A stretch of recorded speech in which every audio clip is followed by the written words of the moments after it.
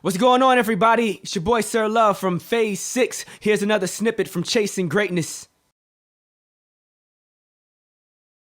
I wonder, I wonder if women in hip hop or in music in general, or how they are going to react to the level of aggression that's been. Well, let me say level of aggression. I maybe say the presence of the male presence, that perspective being literally spread across the narrative. And the women's movement has definitely been coming a long way. But I do see a change coming in the music as well. I mean, you look at Beyonce, Megan Thee Stallion. You got Cardi B, like. Everybody's moving in like a boss status, especially when it comes to the women movement. Do you believe that women will eventually take over the music industry and like soften it up?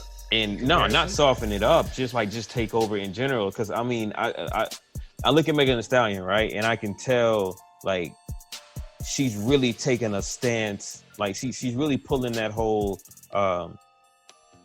I'm gonna act like a dude type situation. I'm gonna come in and I'm gonna make my standpoint I'm gonna tell you how I'm gonna take over. Right. She's the aggressor in the situation.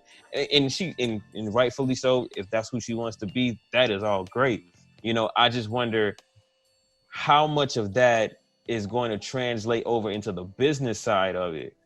Cause I mean, for the most part, Black women are the most educated in the United States. I'm looking at a huge population of them are gonna flow into the music space. I mean, which there already is. I don't know. Do you think that they'll? No, I don't know. So first off, women are killing it right now in entertainment. And outside of rap, R&B, pop, just everywhere. Women are super successful in entertainment right now, and I think it's refreshing. I think it's refreshing to hear different views, different perspectives. And I like the fact that we have women that are showing more perspectives. I don't think that she's going to change the whole game. I just think that right now, women are getting more exposure because streaming allows us to see their true value. True. See, historically, we had to make guesstimations and estimations, and a lot of it was determined by marketing. I don't want to put too much money behind you because you're a female act and you don't know how far it's going to actually go, and blah, blah, blah, blah. And now women can put up their numbers and it doesn't matter what you're thinking. This is for hip hop women. There's always been only one at a time. There can only be one in every crew. There was all this concept, which was a male concept. But now that women are successfully doing numbers, I think all that goes out the window. In reference to her view of her stance and how she addresses herself on the records, I think that a lot of women feel that way. I think that's why she's so successful. Like when I listen to her records, she's basically saying, like, I don't need you, you need me, you like me. Like I met a lot of women like that in college. They were like, I'm not on you, you on me. I'm hot. I can get whoever I want, right? Right. It's not a foreign concept. I just don't think that there had been a space for a woman to come out and say that previously. And now that we have streaming, we can do it. I mean, Gangsta Boo was doing this actually previously. Oh yeah, facts. Out of Memphis, right? So, was Memphis, Tennessee? But yeah. She was doing this previously. So it's this voice, this language, this stance has been out there before, but I think streaming has leveled the playing field for everybody, right? Right. And she's just a really cool, fun person. We had opened up for her last year. Yeah. Last year. Yeah. Went out there, opened up for her. She's backstage, cool, did her thing, rocked it out, cool chick, she's good, bubbly personality, this kind of third. Like when you meet her, it's nothing aggressive about her. It's just, she's just she just likes to have fun, have a good time, and she doesn't want to be bullied or bossed around by nobody. She understands her value, and that's what she speaks to. So will this transition into business? Well, it's going to depend on how many women behind the scenes are transitioning. But right now, there's a lot of women in power in the entertainment industry right now. There's quite a bit of women. So I don't know. I think the game's already changed. Game's already changed. Wow. Where do you think? I think it's already changed.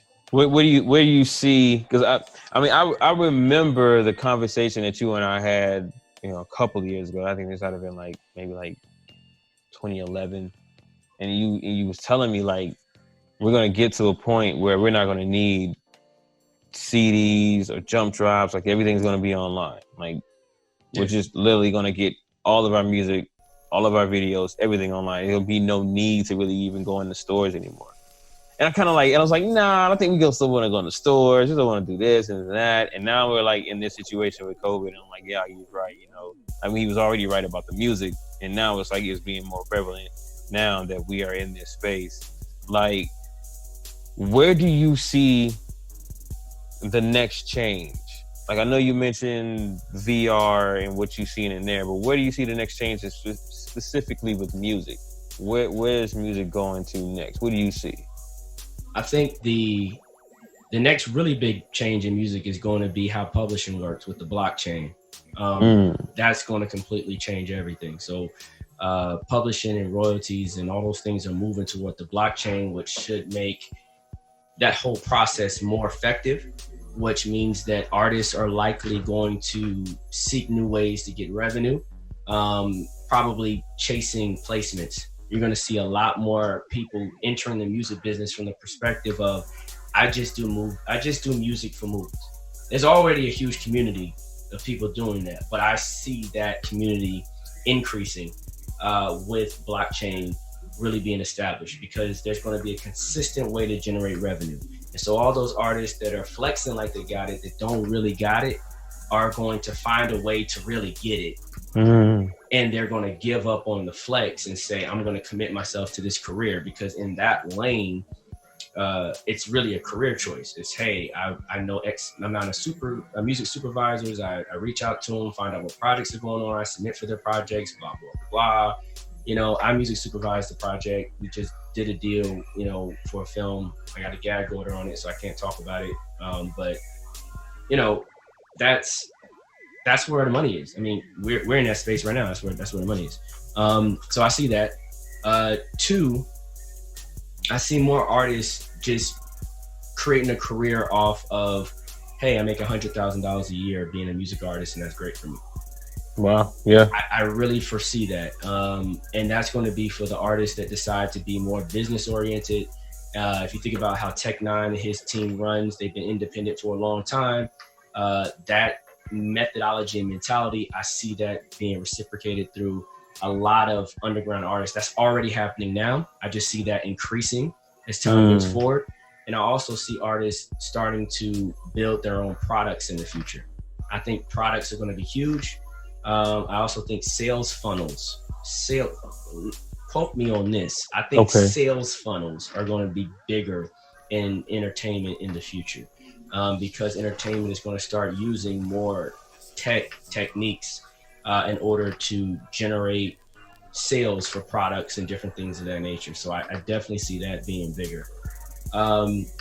Touring is already up. We talked about that a long time ago. That's already here. But I would sit on those type of things for right now, because streaming is indefinitely going to be where we are for a while. Another big change is going to be name recognition and focusing on the branding of titles. Because we're no longer going to be looking at an artist's library or looking at their repertoire of records. We're not going to be looking at that anymore. We're going to be looking at, or we're going to be communicating with devices that allow us to say what we want to hear. That's the future. Us reaching out to these devices and saying, hey, play this song, which means singles are going to be more popular. You're going to have to know the name of the song. So the titles are going to be important. The way you structure the title in the song is going to have to be more important. The algorithms are going to be God, Facts, yeah. You're going to be pulling up your phone, looking through, the discography anymore. You're just going to say, hey, play Jay-Z.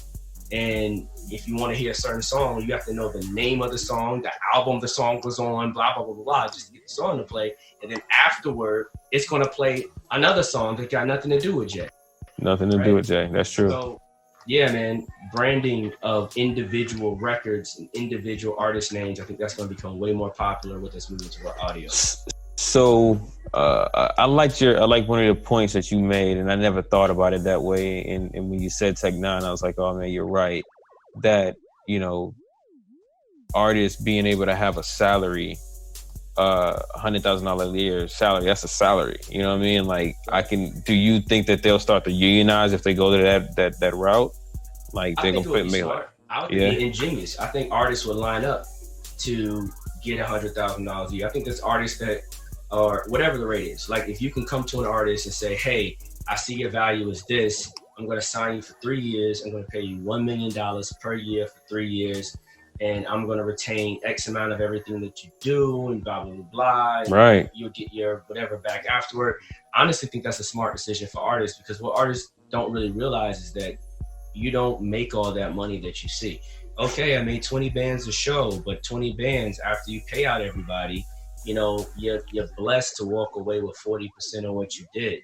And that's just Facts. How business works. You know, I said this before in another video. If you open up a restaurant and someone pays $20 a plate, you don't keep all $20. You got to pay the waiter, you got to pay the bartender, you got to pay for your liquor license, your electricity, blah, blah, blah. Everyone got bills. So what I typically had seen in the game when I was out there on the road and working with different artists is that an artist would make 60 bands, then go blow 60 bands in the strip club the same night. Which was crazy because you could have comped the dollars. And you didn't have to even throw your own money. You didn't throw the strip club's money the whole night. But no, they wanted the respect of, yo, no, this is my money, I'm throwing my money. And they got the respect, and it gave them a lot of power in a lot of ways when they came back through those circuits and through those channels, getting their records played and breaking the music. I mean, there's a system to that. But blow 60 bands when really you didn't make 60 bands, right? You made like 22 bands that night. So you just went $38,000 in debt in one night, right? And if you're doing that night after night, I mean, so it catches up. Yeah, man, it's just there's a lot that goes to that, to all of that. Yeah, and I can definitely see that, man.